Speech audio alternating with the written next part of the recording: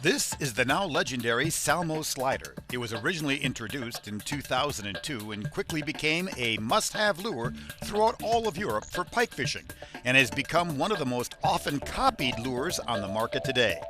The Salmo slider is a member of the glider family of lures. Sliders are available in 5 sizes, ranging from 2 inches all the way up to 4.5 inches in total body length, with lure weights ranging from only 1/4 ounce all the way up to 2.5 ounces. The Salmo sliders are available in both floating and sinking models, and they come in a wide selection of colors to match any fishing situation.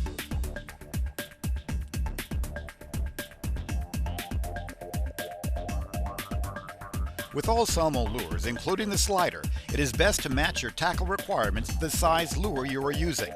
It is critical to match the right rod, reel, and line to the lure size you are using, not only for ease of use, but to also prevent undue stress on your equipment.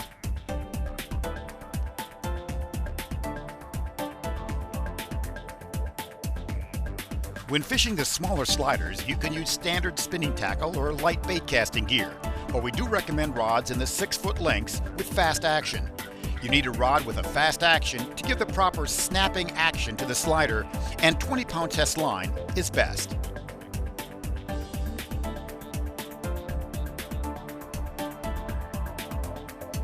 For the larger sliders, bait casting tackle is the best choice.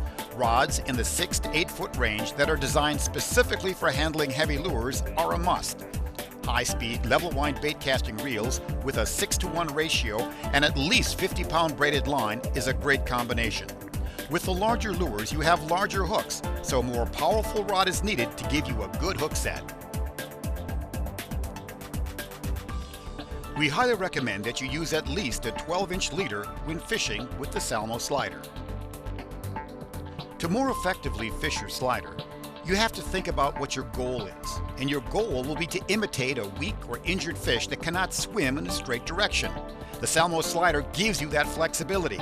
It is this imitation of an injured bait fish that will trigger you more strikes. The best way to create the classic gliding action of a slider is easy. It starts with a downward pull of your rod. As you raise your rod, you'll take up your slack with your reel and then pull downward again. The speed and length of the downward pull should be constantly changed up until you find an action that will trigger a strike. The key to converting more strikes into landed fish is to always remember to take up your slack after each pull of the rod. High-speed gears in reels make this task a lot easier. When you have slack on your line, you may miss the opportunity to get a good hook set.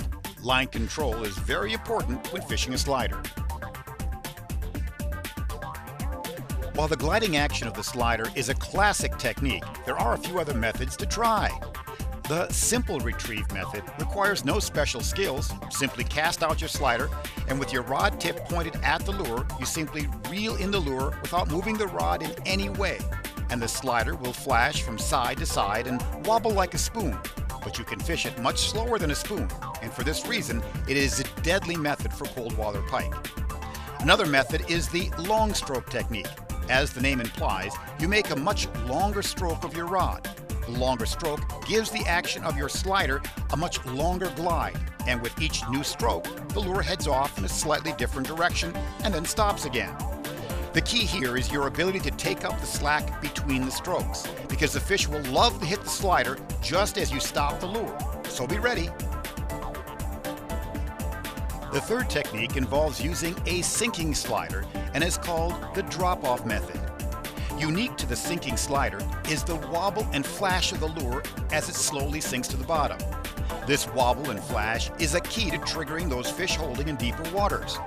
Now you can fish the lure any way you want coming back to the boat, but it is key that you keep the line tight as it drops to the bottom to give you that wobble and flash.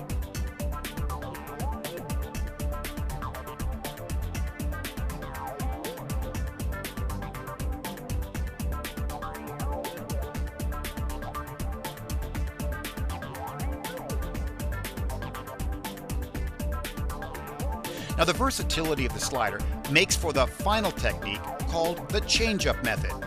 This is simply a blending of all the techniques we've shown you to simply blend them together to find what the fish want. This slider is one of the most versatile lures on the water today, and for this reason, you can and must use it to its fullest potential. And that means having fun making the slider find a fish catching action that will work for you. The Salmo slider is available in both sinking and floating models. You can fish the floating sliders above thick weeds or only in a foot of water if you wish, and run the lure just below the surface. It's deadly when you fish it around lily pads, where you can let the floating slider sit in a key spot to give fish time to find it and attack. The floaters are fun to fish because you can actually see the action of the lure while you're fishing. This allows you to teach yourself the different lure actions that will trigger a strike. Now, sinking sliders have very much the same action as the floating slider, except they sink when they're not being moved. Now, this sinking ability allows you to get the lure directly in front of the fish, holding in deeper waters.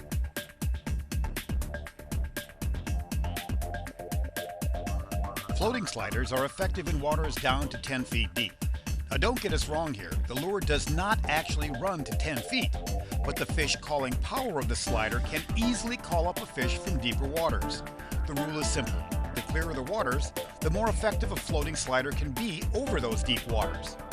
Now, when you cast out your floating sliders, try to keep your rod tip high as you start, and then swing your rod tip down. And with a steady movement, the lure will track about 2 feet below the surface, and if you stop or pause the lure for more than a second, the lure will rise back up to the surface. Faster strokes tend to keep the lure running at a constant level. It is common to switch up your rod tip motions to find an action that triggers a fish to strike. And don't be surprised if the fish attacks while the lure is not moving at all. So when fishing a slider, you must be ready for that strike at any moment.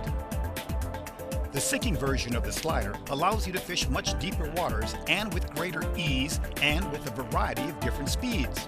The key thing to remember when fishing a sinking slider is that the lure stays at the depth you start moving the lure back to the boat at. As long as the lure is moving at a fairly nice pace, it will stay at that depth. If you stop or slow the lure down to a series of slow pulls, the bait will keep sinking deeper and deeper. When fishing a steep drop-off where you do want the lure to follow the contour of the bottom, it is common to stop several times with your rod tip pointed downward and allow the bait to seek a new depth and then begin your retrieve once again. Be prepared. When you're fishing with a slider, you always want to keep your rod tip pointed downward, since most of the strikes occur as the lure stops moving forward, and you need to have that rod in a good position for a hook set. In summary, remember, when you make a cast, you can pause a little or a lot after the lure hits the water to allow the lure to sink before you start working it back to the boat.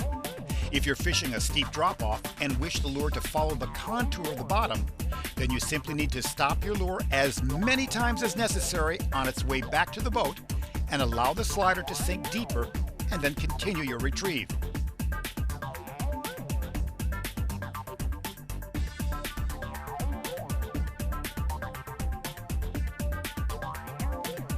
And here's one final tip. It's great fun to learn how a slider works while fishing in a very clear lake, where you can actually see and understand just how amazing the action of a Salmo slider can be. There's no water where a fish can hide from the Salmo slider, shallow or deep, in weeds or rocks. The Salmo slider has set the world standard in glide bait technology.